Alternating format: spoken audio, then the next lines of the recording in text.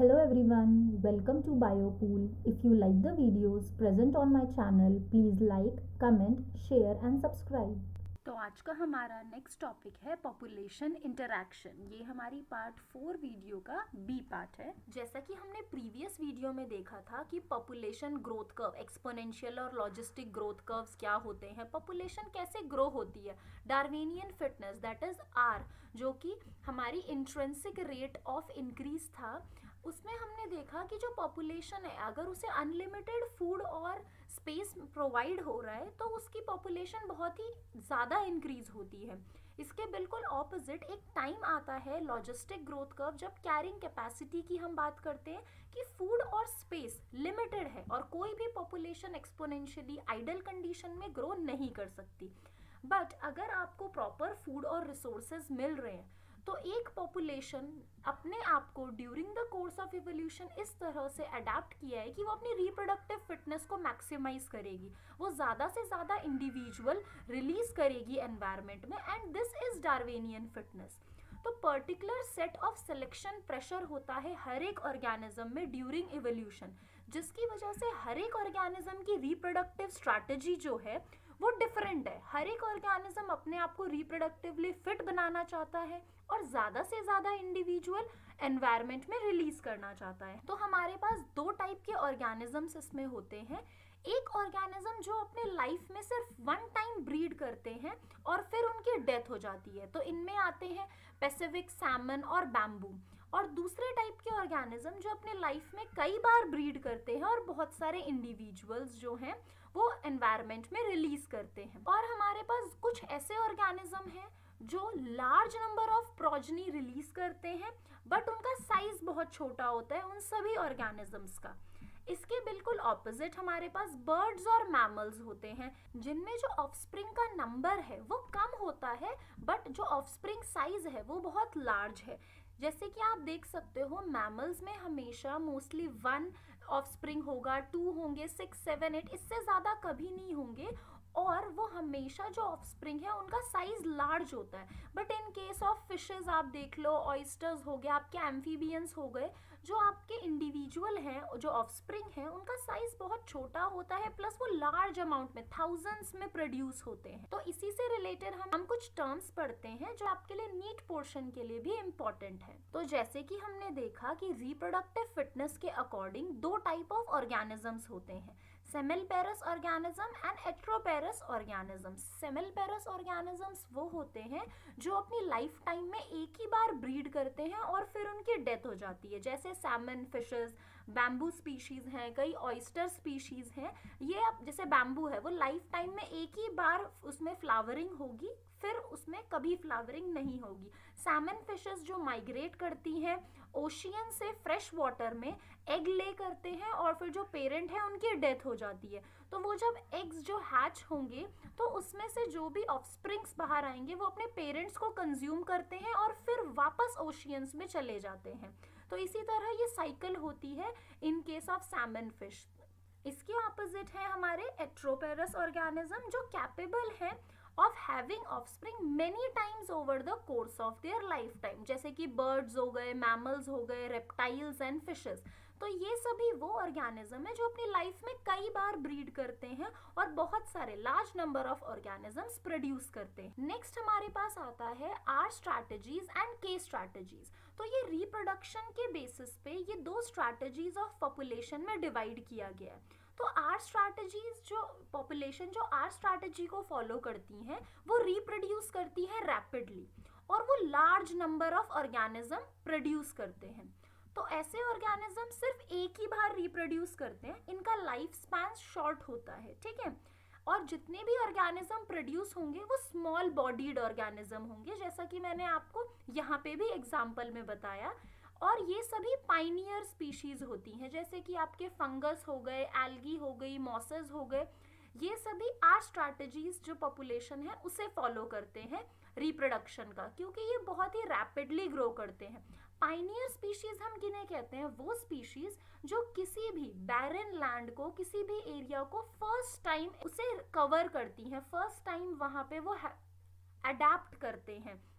तो ऐसे ऑर्गेनिजम्स को हम कहते हैं आर स्ट्रैटेजिक ऑर्गेनिजम्स, जो रैपिडली रिप्रोड्यूस करते हैं, large number of organism produce करते हैं, बट जो ऑर्गेनिज्म का साइज है वो बहुत छोटा होता है। अब इसके बिल्कुल ऑपोजिट आते हैं के स्ट्रैटेजीज पॉपुलेशन। तो जो के स्ट्रैटेजी को फॉलो करते हैं वो स्लो रिप्रोड्यूस करते हैं। इसमें जो ऑफस्प्रिंग नंबर है वो कम होता है। इसमें आपके कोई भी कार्निवोर्स हो गए, आपके हर्बीवोर्स हो गए, मैमल्स आ गए, वो सभी के स्ट्रैटेजी को फॉलो करते हैं। ये रिप्रोड्यूस करते हैं मोर देन वंस, तो पूरे लाइफ टाइम में ये मोर देन वंस रिप्रोड्यूस करते हैं। इनका लाइफ स्पैन भी लॉन्गर होता है as compared to R strategies population.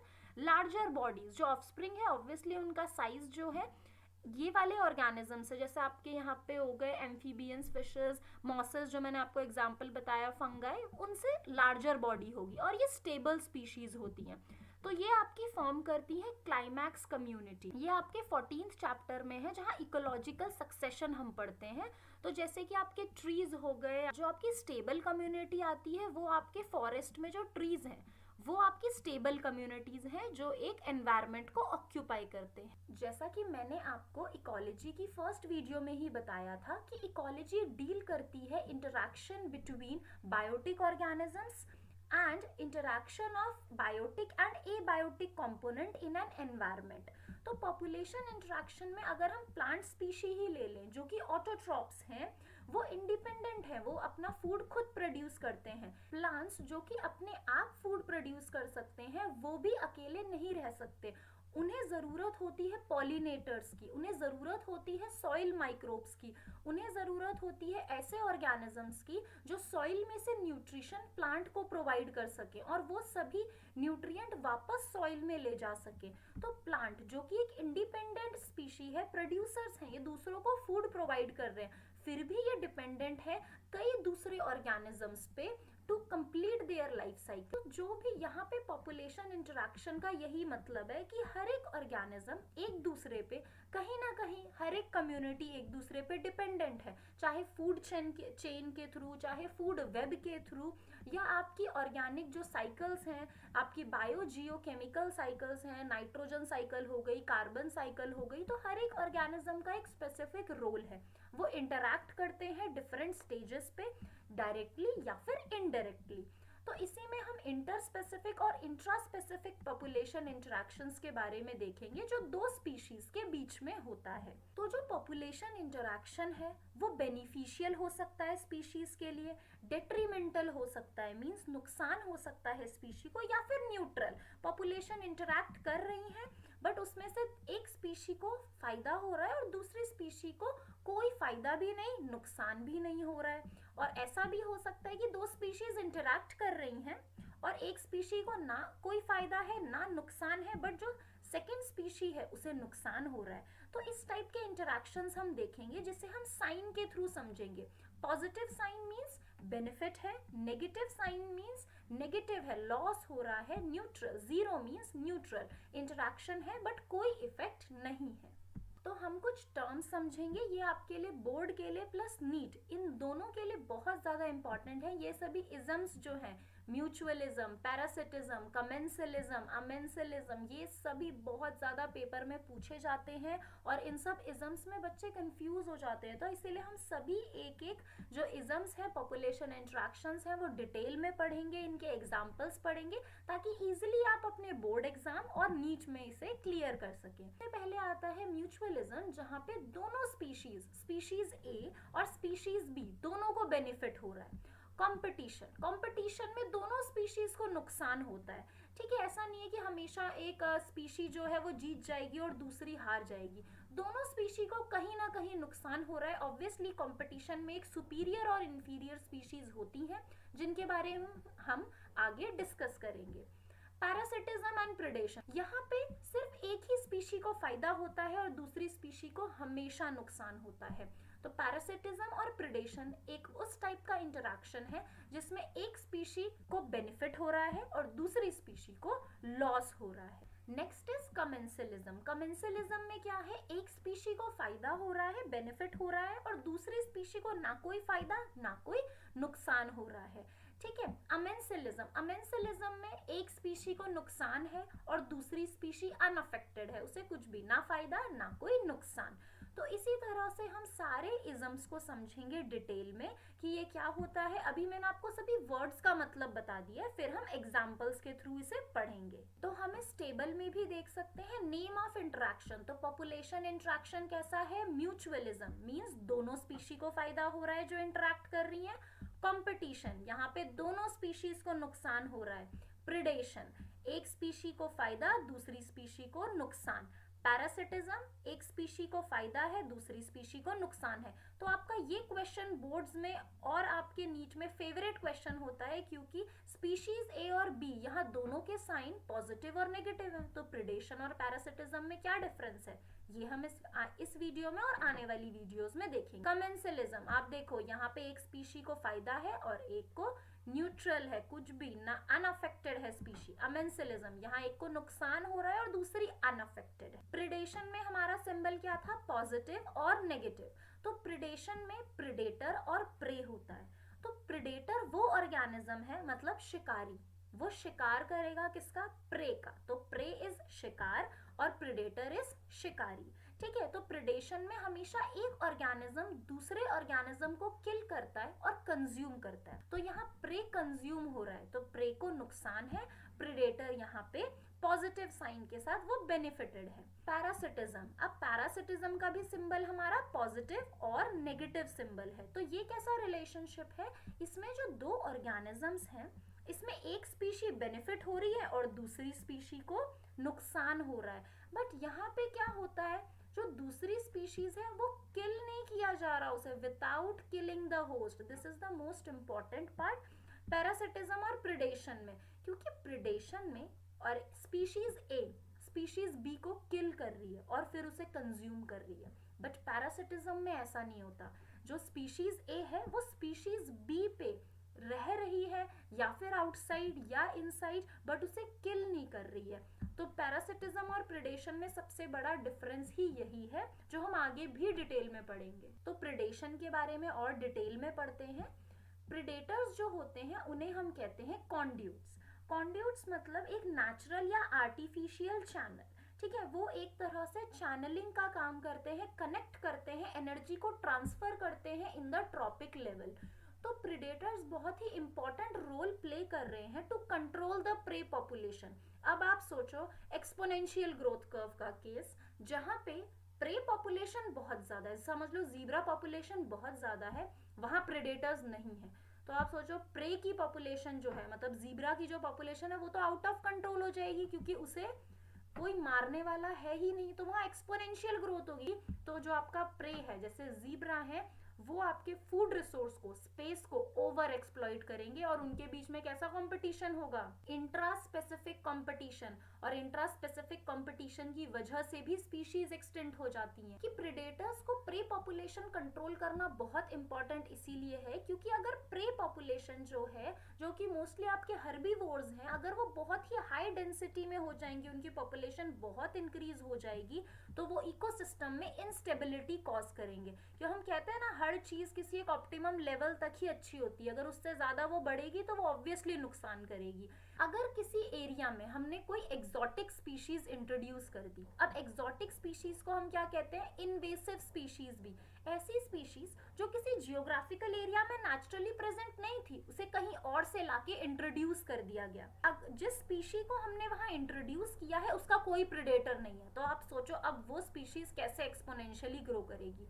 तो इसका बेस्ट एग्जांपल आपकी बुक में भी दिया हुआ है, प्रिकली पियर कैक्टस, जो जिसे इंट्रोड्यूस किया गया ऑस्ट्रेलिया में 1920s में, और इसने बहुत ही भयंकर मतलब प्रॉब्लम क्रिएट कर दी वो पूरे एरिया में, क्योंकि ये जो कैक्टस था ये एक इन्वेसिव वीड थी, एक्सोटिक स्पीशीज थी जो नेचुरली ऑस्ट्रेलिया के एरिया में प्रेजेंट नहीं थी। अब वहां इसने अनकंट्रोल्ड ग्रोथ शो की, तो अब इस कैक्टस को कंट्रोल करने के लिए उसका प्रेडेटर लाया गया। तो वो प्रेडेटर था आपका अ कैक्टस फीडिंग प्रेडेटर, एक मॉथ स्पीशीज थी। तो ये आपका कैसा हुआ? बायोलॉजिकल कंट्रोल, जो कि हमने चैप्टर 10 में भी पढ़ा था, बायो कंट्रोल। आपको अगर पेस्ट को कंट्रोल करना है तो आप उसका प्रेडेटर ले आओ, है ना, प्रे को कंट्रोल करना है आप उसका प्रेडेटर ले आओ। तो यहाँ बायोलॉजिकल कंट्रोल में भी हमने यही किया।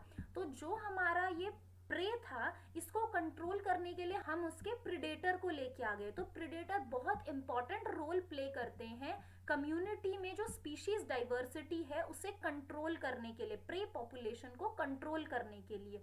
वैसे ही आपका एक और एग्जाम्पल है रॉकी इंटरटाइडल कम्युनिटीज का। अमेरिकन पैसिफिक कोस्ट में जो स्टारफिश पिसेस्टर थे वो एक इम्पॉर्टेंट प्रिडेटर थे, और ये देखा गया एक फील्ड एक्सपेरिमेंट में, जब सभी स्टारफिश को रिमूव कर दिया गया उस एरिया से, तो more than 10 species of invertebrates extent हो गई। और वो क्यों एक्सटेंट हो गई? Inter specific competition.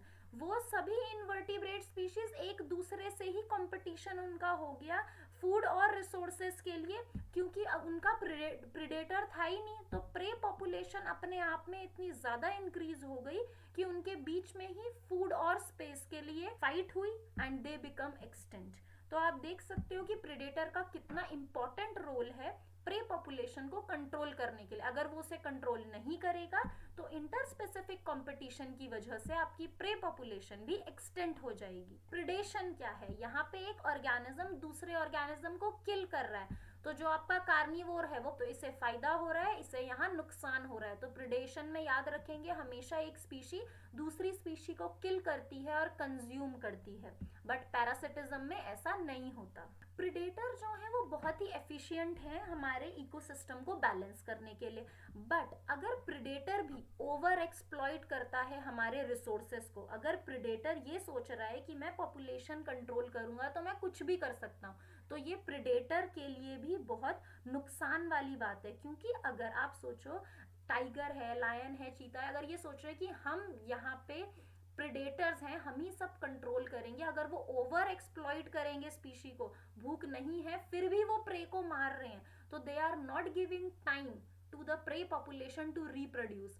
तो एक टाइम आएगा जब आपके प्रे के लिए खुद ही शिकार प्रेजेंट नहीं होगा, प्रे प्रेजेंट नहीं होगा, क्योंकि ओवर एक्सप्लॉइटेशन की वजह से जो प्रे स्पीशीज है उसका नंबर बहुत डिक्रीज हो जाएगा। तो इसीलिए प्रे को हम क्या कहते हैं? प्रूडेंट भी। एक्टिंग और शोइंग केयर, वेल जज्ड, मतलब बिना सोचे समझे ऐसे कोई काम नहीं करने प्रेडेटर को कि वो खुद ही बाद में मुश्किल में आ जाए।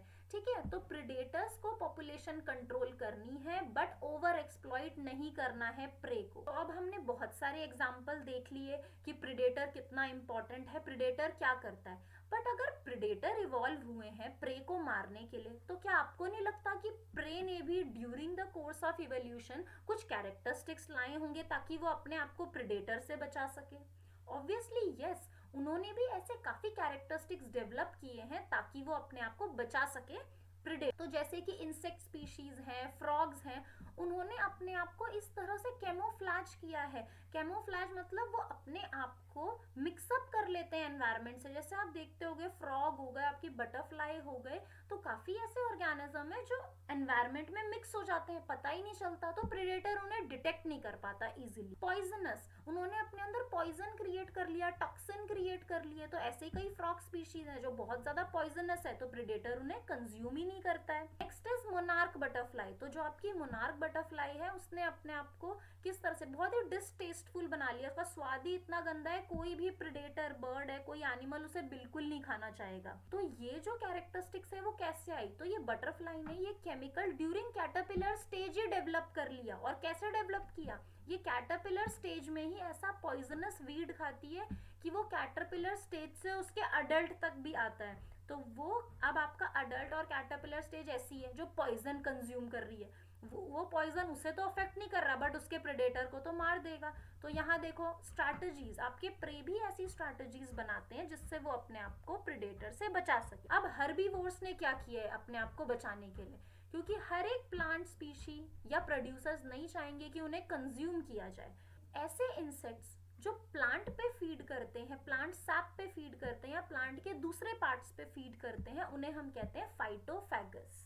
तो अभी जो हमने स्ट्रैटेजीज देखी वो एनिमल्स ने अडेप्ट की है अपने आप को प्रेडेटर से बचाने के लिए। बट मेन प्रॉब्लम क्या आती है प्लांट्स के केस में? प्लांट्स तो भाग नहीं सकते, प्लांट्स तो अपना ऐसा कोई कलर चेंज करके आप किसी प्रेडेटर को बेवकूफ तो नहीं बना सकते ना, तो वो क्या करेंगे? तो प्लांट्स ने भी बहुत ही एस्टोनिशिंग वेराइटीज जो हैं अपने अंदर फीचर्स लाए हैं मॉर्फोलॉजिकल और केमिकल डिफेंस की। अकेशिया है, कैक्टस स्पीशीज है, इन्होंने थॉर्न्स डेवलप कर लिए और ये थॉर्न्स होने की वजह से ये एक डिफेंस मैकेनिज्म है, तो उस प्लांट को कोई कंज्यूम ही नहीं कर रहा। इसके अलावा क्या किया प्लांट ने, अपने अंदर केमिकल स्टोर कर लिए कि अगर हर्बीवोर उन्हें कंज्यूम करेगा तो वो खुद ही बीमार हो जाएगा, डाइजेस्टिव प्रॉब्लम हो जाएगी उसे, और ऐसे कई इतने खतरनाक केमिकल हैं जो उन्हें मार भी सकते हैं। तो ऐसे प्लांट्स हैं जो कार्डियक ग्लाइकोसाइड जैसे ऑर्गेनिक कंपाउंड्स प्रोड्यूस कर रहे हैं, और ये क्या करते हैं, हार्ट रेट बहुत ही ज़्यादा इंक्रीज कर देते हैं bye acting on cellular sodium potassium pump. तो आप देखो प्लांट्स ने भी अपने आप को इवॉल्व किया प्रेडेटर्स से बचाने के लिए, हर्बीवोर्स से बचाने के लिए। इसके अलावा कई प्लांट्स हैं जो ऐसे केमिकल सब्सटेंस सिक्रीट करते हैं जैसे कि निकोटीन, कैफीन, क्विनीन। तो इस तरह के केमिकल्स हैं जो वो अपने आप को एज अ डिफेंस प्रोड्यूस कर रहे हैं ग्रेजर्स और ब्राउजर्स से बचाने के लिए। तो इस डायग्राम में आप देख सकते हो, ये 4 डायग्राम शो कर रहे हैं कैमोफ्लैज। तो आप देख सकते हो किस तरह से ऑर्गेनिज्म अपने आप को प्रेडेटर से बचाना चाहते हैं। ये आपका अकेशिया प्लांट है, देखो इस तरह के कैक्टस कौन इन्हें खाना चाहेगा। ये आपकी मोनार्क बटरफ्लाई, ठीक है, जो कि बहुत डिसटेस्टफुल होती हैं। ये पिक्चर आपको दिखा रही है इंट्रा स्पेसिफिक कंपटीशन, अगर प्रे भी बहुत ज़्यादा बढ़ जाएंगे तो वो एक दूसरे से लड़ाई करके ही एक्सटेंड हो जाएंगे। इस वीडियो के नोट्स आपको मिलेंगे बायोपूल के टेलीग्राम चैनल पे और इसका लिंक आपके लिए नीचे डिस्क्रिप्शन बॉक्स में है। Thank you for watching the video.